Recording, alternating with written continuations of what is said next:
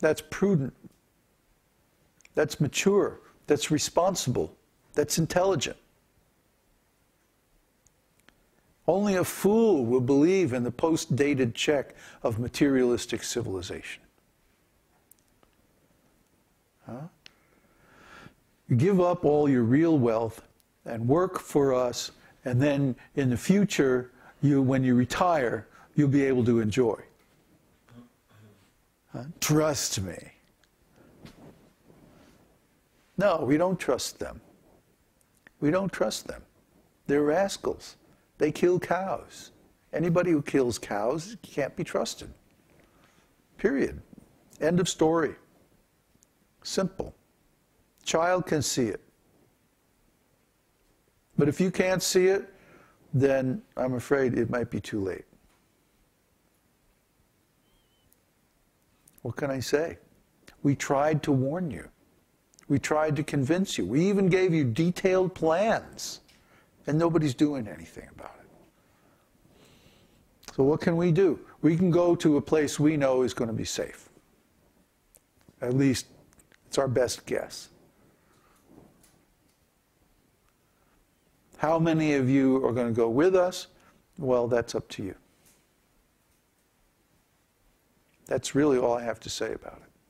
Are there any questions?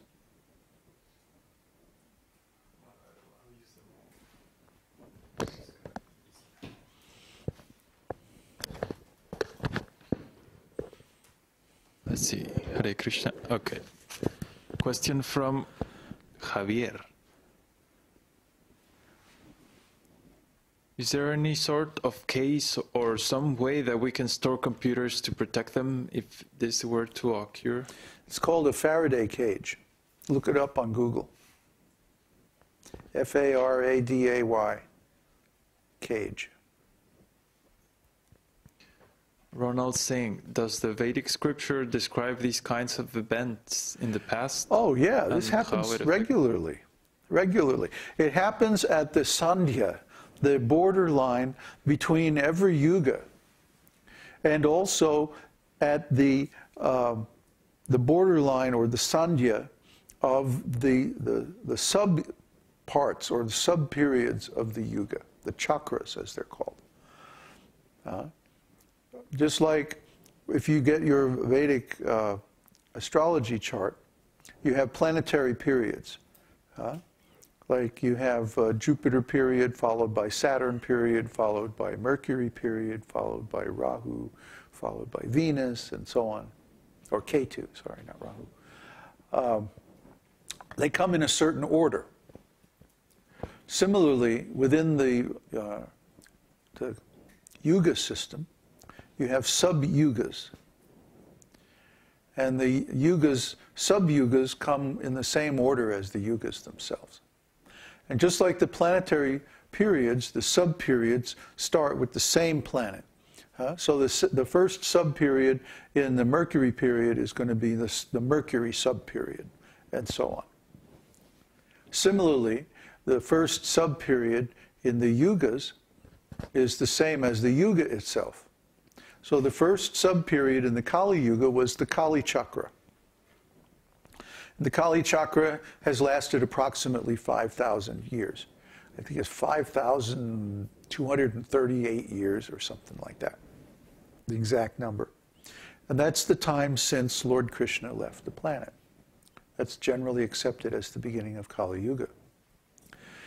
So now we're entering the Satya Chakra of Kali Yuga. And just like the Satya Yuga, the Satya Chakra is 4 times as long or 8 times as long. I always get that math all mixed. 2, 4, 8. Or is it 2, 4, 6? Oh, I forget. Anyway, it's a lot longer. I have it, it's somewhere on the site or on one of our video presentations of the esoteric teaching seminar. I think it's 6, part 6 of the esoteric teaching seminar. Talks about the yuga system and like that. Anyway, 2, 3, no, it's 4 times. The Satya chakra is 4 times the length of the Kali chakra. So if this one was 5,000 years, then the Satya chakra is going to be approximately 20,000 years in length. So the Satya chakra of the Kali Yuga is good, comparatively good quality compared to the Kali chakra, which of course is very degrading. So the last 5,000 years we went through is basically the demons are in charge everywhere. All kinds of inauspicious things have happened. And the whole planet has become degraded very quickly. But the next 20,000 years represent a golden age of spirituality. And of course, we've been prepared for that by Srila Prabhupada spreading the doctrine and practices of Lord Chaitanya all over the world. So Srila Prabhupada represents like the pre-dawn glow in the sky. In the morning, early before the sun comes up, there's this beautiful golden glow. So Srila Prabhupada was that glow coming before the sunrise of the Satya Yuga, or the Satya Chakra of the Kali Yuga, which is considered the golden age of Lord Chaitanya. Okay, now that's coming. And by astrology, it's coming right on time. You see? So the Vedic astrology always predicts there's going to be a devastation called pralaya in the sandhyas of every yuga and every chakra. And also every Mahayuga. At the end of a Mahayuga, there's a tremendous devastation caused by Lord Kalki. And then the new Mahayuga begins with Satya Yuga and all like that. Very nice. So right now we're going through the transition between the Kali chakra of the Kali Yuga and the Satya chakra of the Kali Yuga, which is going to be much better, much nicer. But to get there from here, we're going to have to go through a period of devastation. That starts now. It actually started a couple of years back. The Iraq War and all that. I wrote an article about this. Current war means the end of era. I wrote about all this stuff. Nobody got it. I'm very disappointed. I mean, we have a few students here. They understand it pretty well. That's why they're here. But we have a lot of students out there and a lot of viewers and other people who just don't get it, even after all this time. They're not taking any action. If this path of the esoteric teaching is not something practical that you put into action in your life, then what's the use of it? Why don't you just take up knitting or something, you know? I mean, at least that would have some practical result. But to hear all these lectures and go through all these programs and stuff and then not do anything about it, that's just like you're wasting your time. Why do you even bother? Are you waiting for me to say something that will convince you? Or have you gone out and done your homework and seen whether what I'm saying is correct or not?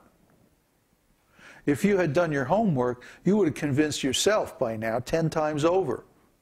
But because people are lazy and they don't go out and verify the facts, they're waiting for me to say something fabulous that just will convince them, you know? I'm sorry. I'm not a Hollywood star. I'm not a professional. You know? I'm not a politician. And I'm not going to manipulate you. I have no interest in that. I'm going to state the facts clearly and plainly. And then it's up to you, if you have doubts, to verify them. If you have misunderstanding, it's up to you to clear it up. It's not up to me. It's not my responsibility. It's your mind. If you don't get it, it's not my fault. I have done my best to state things very clearly and concisely and accurately. Before I was doing this for 20 years, I was a professional writer. You know, so I know how to state things, okay? Even very complicated things. What I was doing as a writer was I was writing technical manuals about software development, operating systems. It doesn't get any more technical than that. Okay? So I know how to state things clearly and precisely. I know that I know that. So I know that what I've been telling you is sufficient information for you to do something effective about the situation. But you haven't. You, as a group, as a community, have not done the needful, given the dire situation that the whole world is in right now. So what can I say? I've given you all the tools. I've given you all the knowledge.